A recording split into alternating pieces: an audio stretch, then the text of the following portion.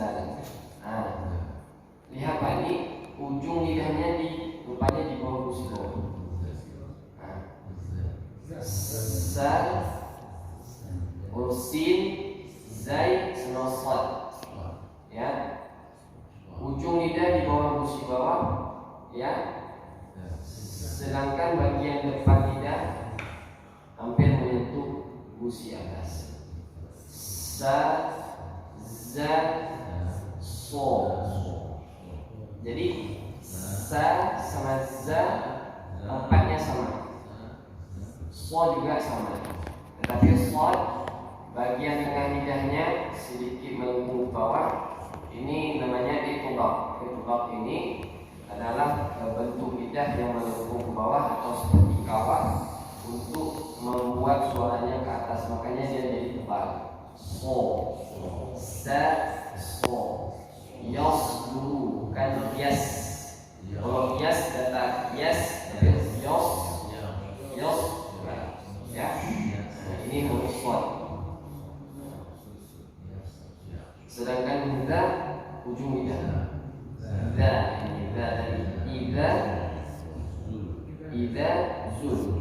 Nah, hurufnya perbedaan hudza sama za terletak pertama dari makhraj. Kemudian sifatnya huruf za tadi dia punya sifat sofir.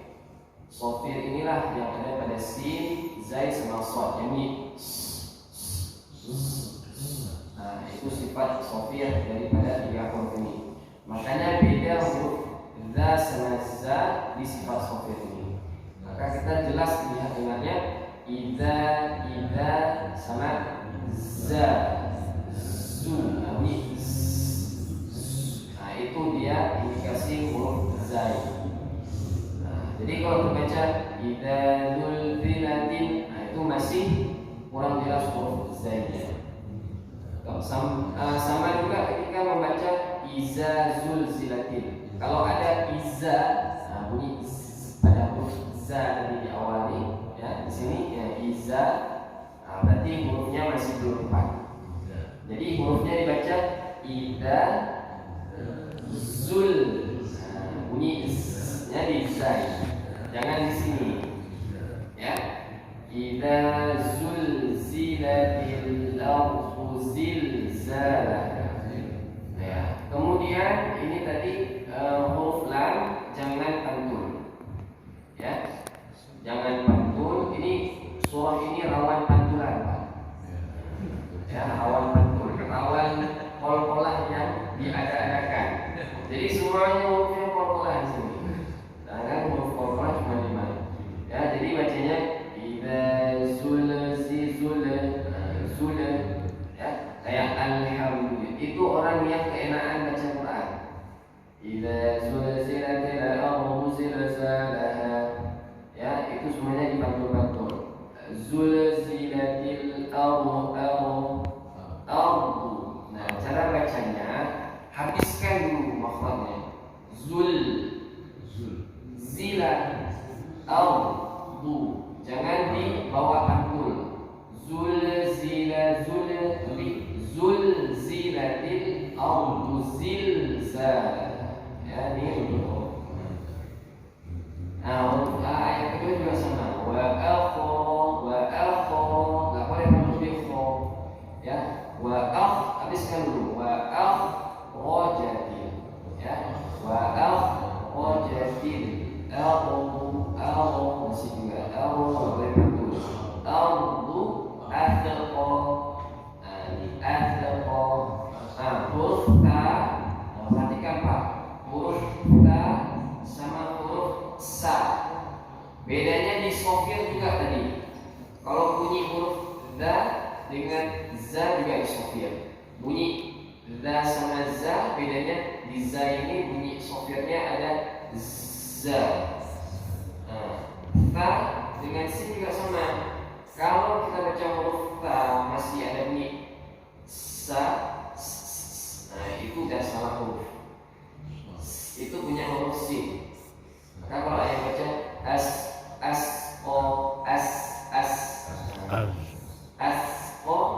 ini masih belum tepat hurufnya. Huruf ta nggak boleh ada sofirnya, nggak boleh ada tanwinnya bunyi itu. Jadi kalau kita baca tidak ada ya, itu diperhatikan dan jangan kantul ya. Wa qala al-insan, ini baru ada sin ya. Nah, itu berarti huruf sin. Kemudian yauma idzin tuhadditsu, ini juga sama akhbaraha. Di sini coba perhatikan. Kha tebal, ba tipis. Ra tebal, ha-nya tipis. Huruf hamzah ini jangan sampai tebal. Tuhadditsu bukan ba. Bukan ba. Kha tebal,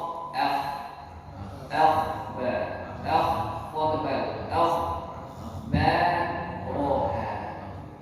Nah, ini tebal tipis mainnya Pak ya. Jadi bacanya ba roha. Rohnya tebal, jangan sampai ba roha, akhbaraha. Di sini yang kurang tepat ya. Sering terbaca tebal. Yauma idzin tuhadditsu akhbar.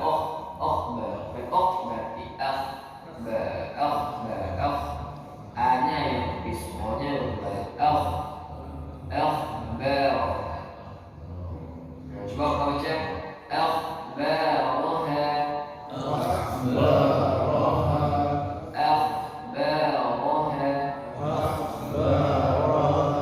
Ya, ini betul ya. Jadi yang salah ini. Bi anna rabbaka awha laha, ini sudah pas. Ha sama ha-nya juga. Kemudian ini satu lagi. Yauma ini yos, bukan yos. Yas. Ya-nya tipis, shotnya tebal. Ya, ini sering terbaca. Yang pertama shotnya jadi tipis, yas dulun. Yang kedua shotnya jadi shin, yas dulun. Yang ketiga ya-nya jadi tebal, yos dulun. Ya, karena terbawa huruf shot ini pasti tebal. Susah kadang-kadang orang bacanya jadi tipis, harus bacanya otomatis tebal. Kalau dia tipis dia nanti shotnya jadi sin, yas dulun bacanya.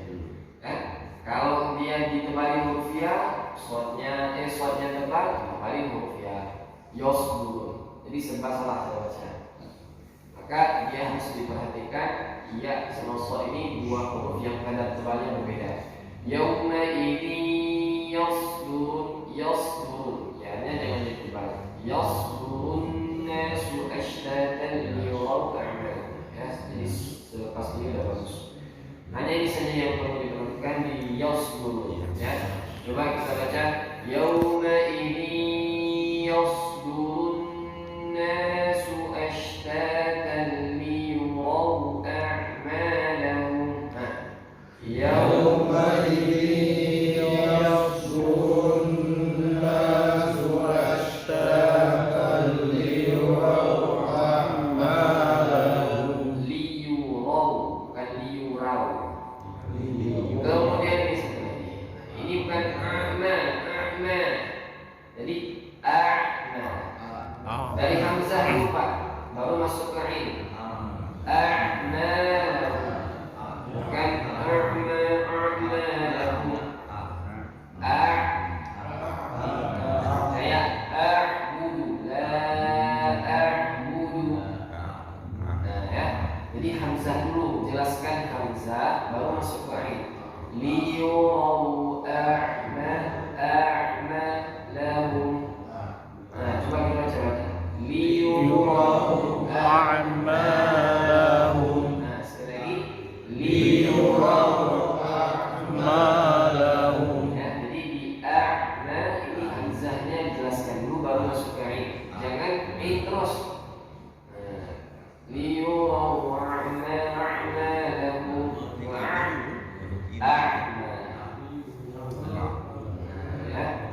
Selanjutnya faman ya'mal, di sini sudah bagus. Mithqala, dari tanya juga diperhatikan mithqala. Jangan mis. Kalau mis masih jadi sin. Mithqala digigit huruf lidahnya sedikit. Ya. Di sini.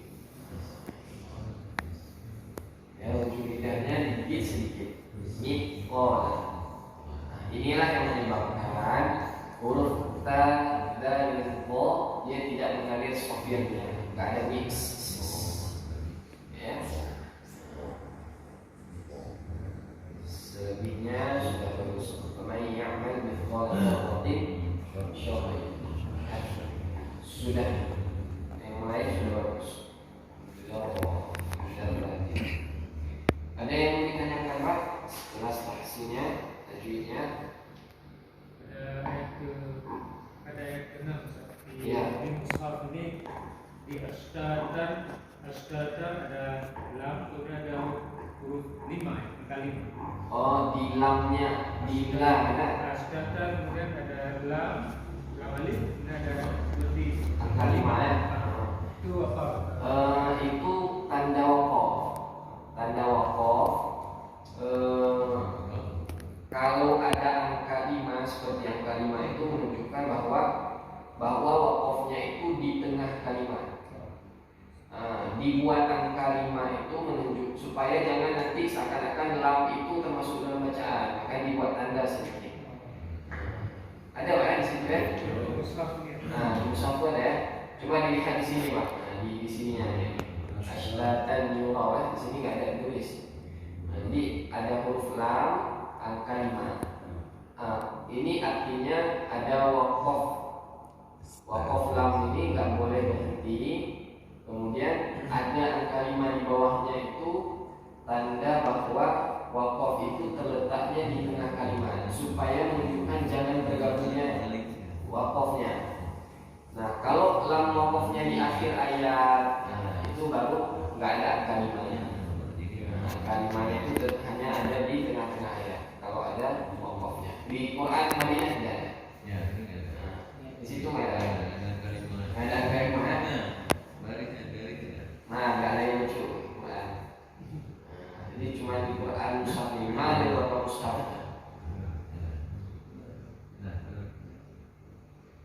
Ada lagi Pak yang mau ditanyakan? Jadi seandainya ditemukan di nafas habisan astatan. Boleh. Jadi kalau di sini yauma ini makanya kenapa ada wakaf itu ya di sini boleh berhenti kalau memang dalam kondisi darurat. Yauma ini yasdurun nas ashtata ashtata ada lagi Pak? Tiga zu itu tebal tipis juga, Ustaz? Enggak. Da sama za tipis dua-dua. Tipis dua-dua. Yang tebal itu yang bunyinya o, so, bo, o, vo. Kalau da sama za sama-sama tipis, za, za, zu, tipisnya. Za tipis ida, dengan ida, zul tipis juga. Ada lagi Pak? Kalam adalah kalam Tanda ayat nama di ujungnya. A'malahuma tanda wakaf ya Pak? Tanda wakaf kola itu ya. Kola itu artinya lebih baik berhenti. Lebih baik berhenti. Kalau mushaf ini kan nggak ada wakafnya, tanda-tandanya ada bersih ya. Kalau mushaf cetakan Indonesia memang banyak kali kaedahnya ya, supaya mudah untuk paham masyarakat untuk baca. Oh di sini boleh berhenti, sini nggak boleh. Bagusnya berhenti kalau wakaf pola. Kalau ada satu lagi nanti sholat kan? Shol dengan lam, sholat. Kok sholat itu lawan dari pola tadi, pola berhenti bagus. Kalau sholat lebih bagusnya lanjut. Kalau lam nggak boleh berhenti, lebih bagusnya jangan berhenti. Tapi kalau mim wakaf lazim itu harus berhenti. Di ayat ketiga juga di insan, kalau di mushaf tegak kan. Kalau itu pakai baris tegak. Dia tegak. Di Di insan. sini ya. Kalau di mushaf ini pakai alif insan. Coba tengok ya. Ada alif. Warna Ada Alif. Tengok. Dia. Dia itu Tengok ya. Oh ya betul. insan pakai alif kan, nggak pakai. Kalau di Madinah ini pakai man banyak. Berarti ini garisnya agak lebih panjang.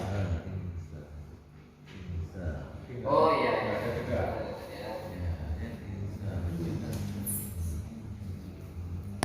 Iya. Sini kan.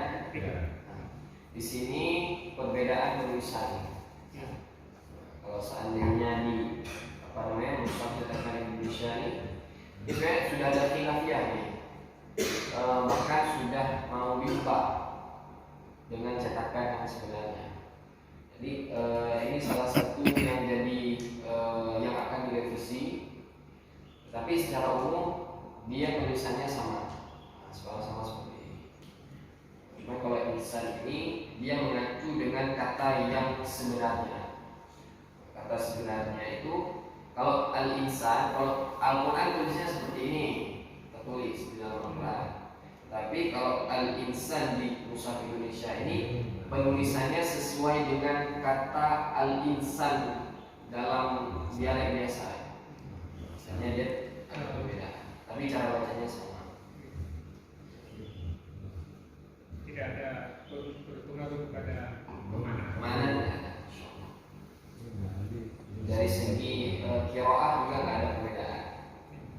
Yang ada perbedaan di sini Pak, yasdurun ini.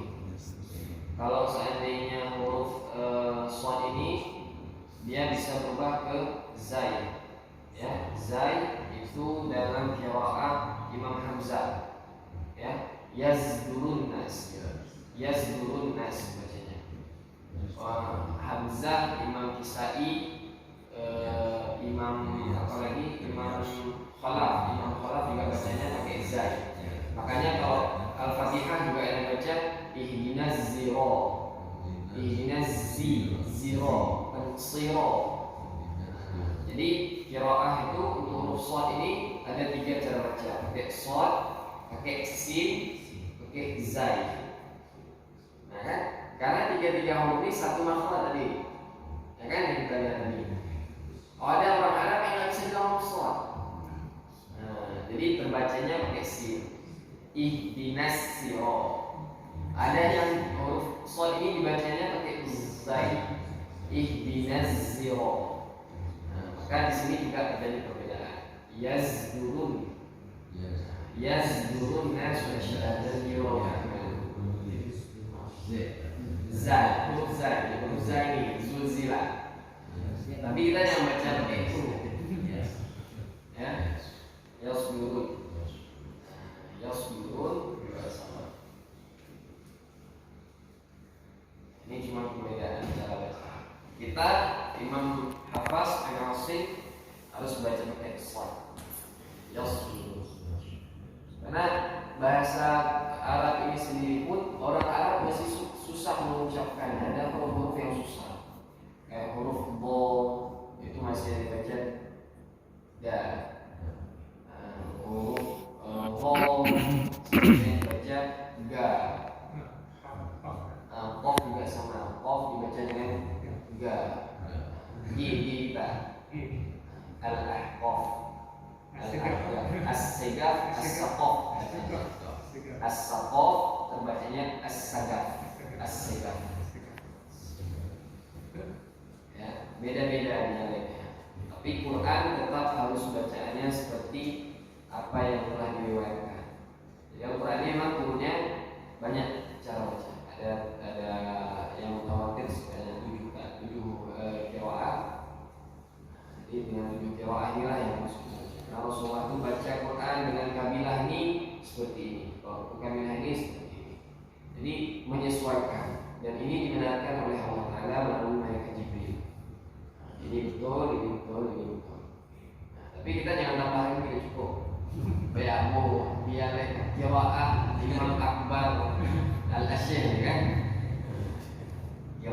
haji raya kan. Ida, ida. Ya kan, anja alaihim. Udah susah menyesatkan itu. Ada lagi Pak kira-kira? Orang India, orang Afrika suaranya apa suaranya atau cara bacanya agak seperti aneh kan? Itu ada dialek Pak ya? Alhamdulillah ada. Iya.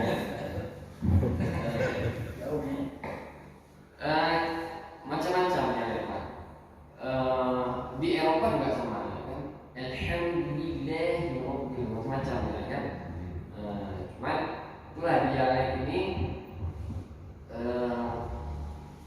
kalau untuk Quran memang harus dibaca dengan dialek Quran. Kalau seandainya selain itu boleh kita pakai dialek masing-masing daerah. Tetapi inilah proses belajar. Tidak serta-merta kalau ada orang yang baca dengan dialeknya langsung salah atau bersalah. Hukumnya ini dilihat dari kesempurnaannya saja. Berarti ini sudah sempurna, ini masih kurang sempurna dari segi dialek. Karena nggak bisa kita ubah dengan begitu cepat. Istilahnya sudah melekat kuat ya. Ya kita orang Aceh lah. Dia itu susah ini kita ini. Ya dia.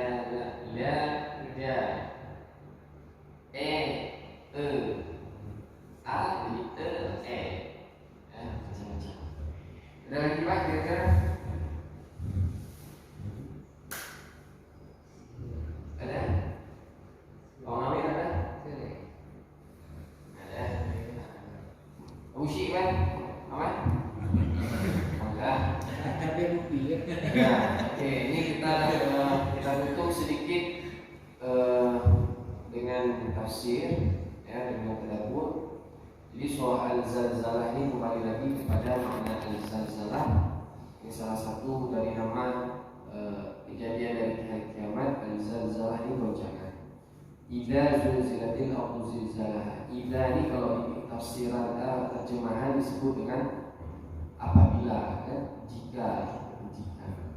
Idza ini dalam kaedahnya, secara kaedah dalam Al-Quran menunjukkan waktu tertentu, atau idza ini bisa menunjukkan peristiwa yang pasti terjadi, baik yang sudah terjadi maupun yang akan terjadi. Jadi kalau setiap ada yang pakai idza, semuanya ini pasti terjadi.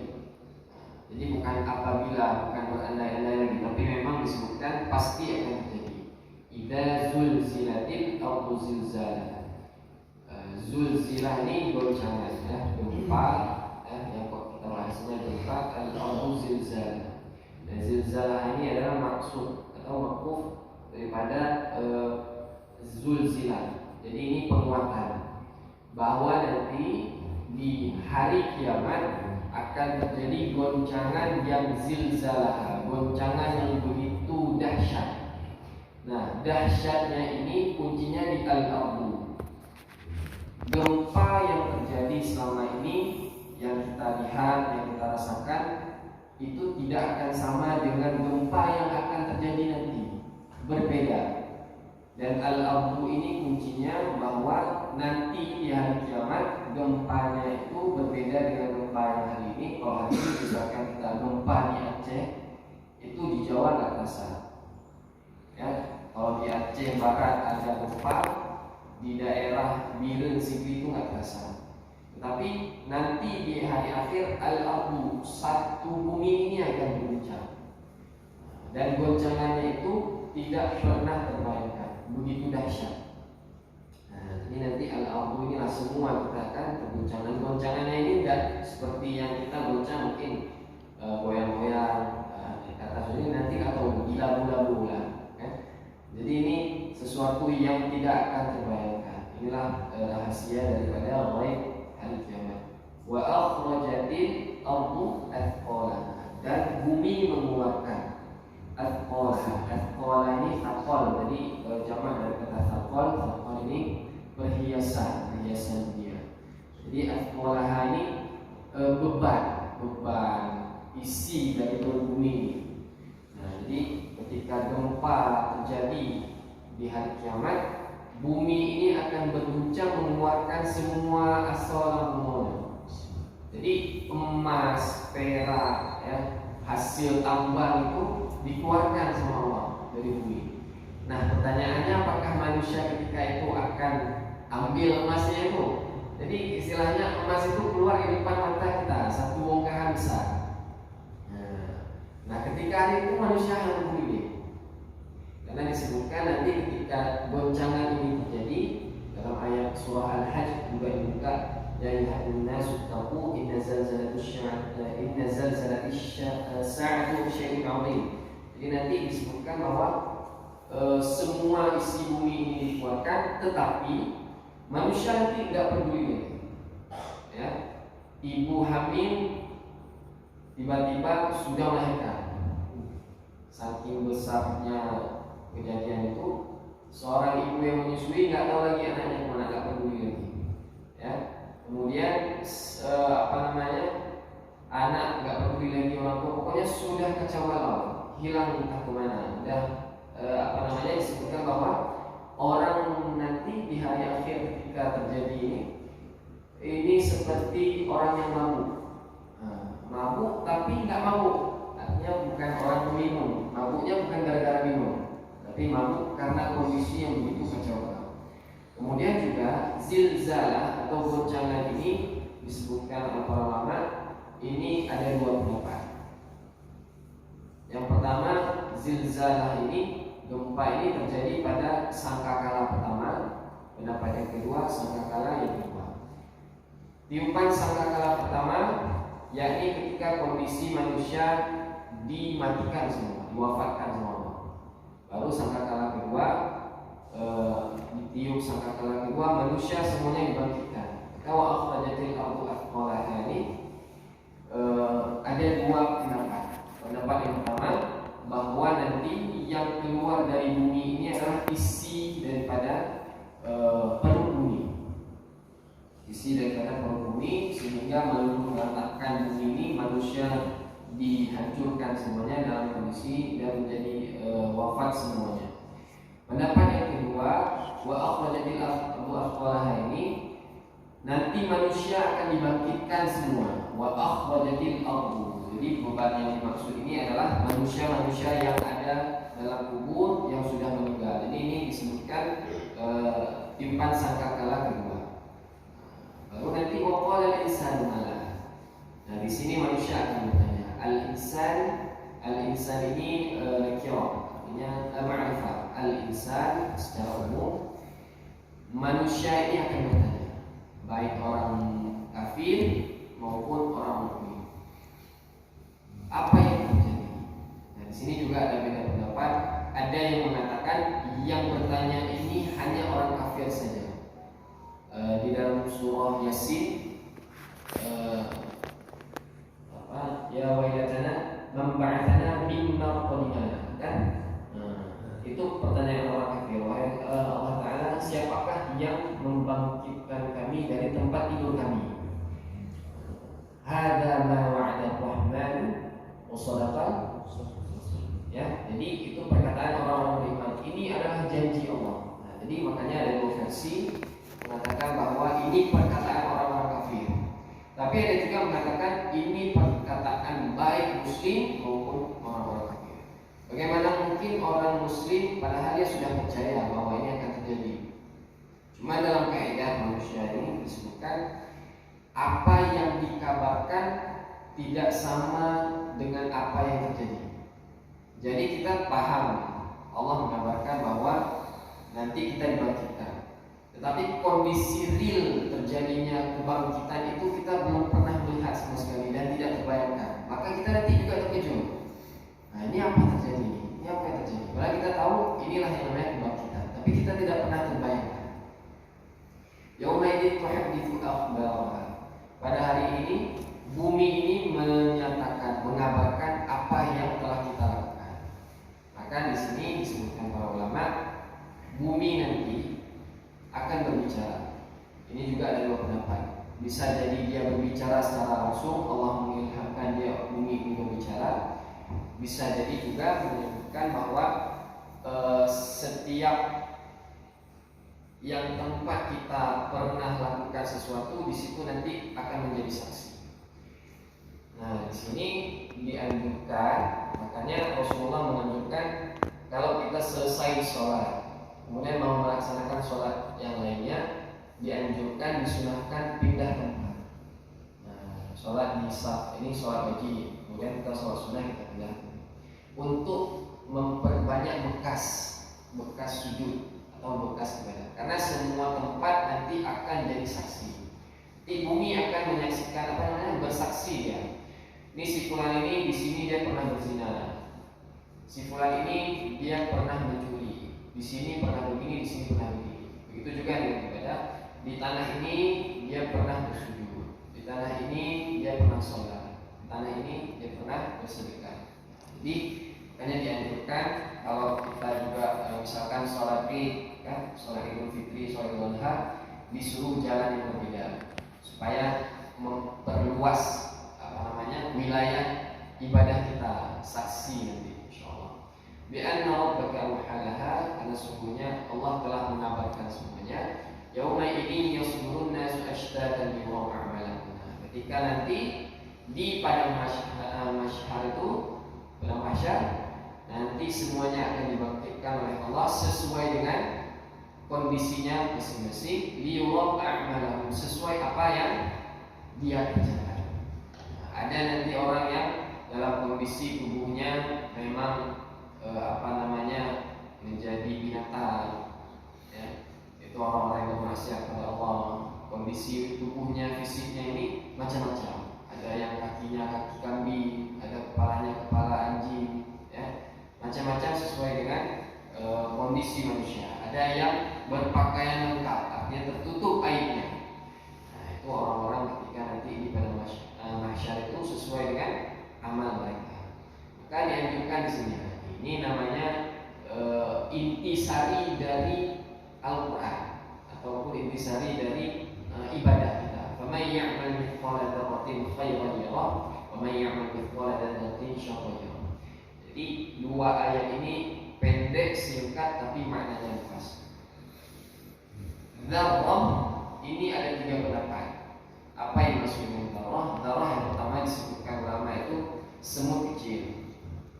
Yang kedua, kalau kita ambil pasir ataupun kita tepuk tangan ke lantai, kemudian kita tiup, yang terbang itu namanya dzarrah.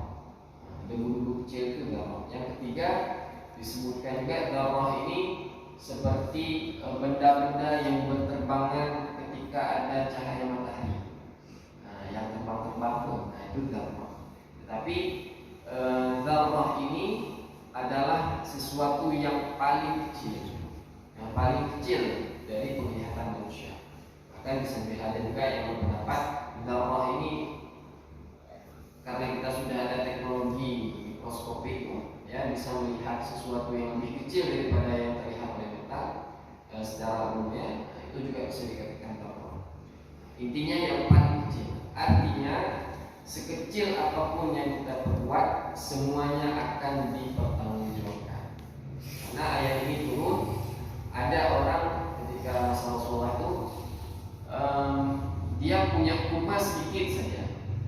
Ada orang minta sedekah karena dia yang dia punya itu sedikit, ya, cuma kurma setengah, dia nggak jadi sedekah karena dianggap ini nggak ada apa-apa nih. Anak nggak terhitung istilahnya. Jadi dia nggak kasih. Akhirnya diturunkan ayat ini menjelaskan bahwa semua apapun yang kita berikan, yang kita kerjakan, semuanya akan dihitung. Kalau Rasulullah bilang, takutilah ataupun jauhilah dari neraka, ya, jagalah diri kita ini dari neraka, walaupun hanya dengan sebutir kurma. Ya, jadi dengan sebutir kurma. Kalau saya nggak sanggup sebutir kurma, maka jagalah diri dari neraka dengan kalimat thayyibah. Jadi dengan perkataan yang baik. Jadi semuanya ini akan dipertanggungjawabkan dan akan bernilai di sisi Allah sebesar apapun itu. Inilah beberapa poin yang bisa kita ambil. dari soal zalzalah ini. Yang penting ini tadi di yang suruhnya syahadatan di Allah Muhammad. Jadi bahwa tadi disuruh banyak istilahnya meninggalkan jejak ibadah. Musola ini kok bisa semuanya udah kita selati. Dari ujung sana semuanya nanti bersaksi di hadapan Allah. Allah A'lam bishawab. Ada yang mau ditanyakan Pak? Kira-kira?